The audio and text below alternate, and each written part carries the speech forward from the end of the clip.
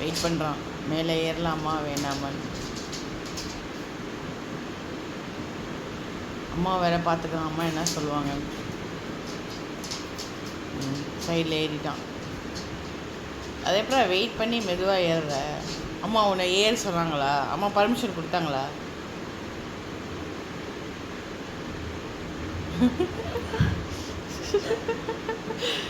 அம்மா பாவம்டா தம்பி. என்ன செய்யறேன்னு சொல்ல, அவன் திரும்பலையா அம்மா.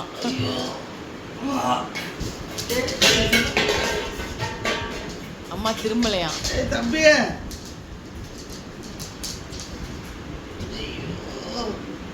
தாங்காதடா, வெயிட்டு 40 கிலோடா.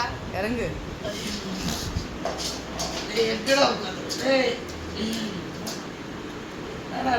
என்னடா பண்ணணும்?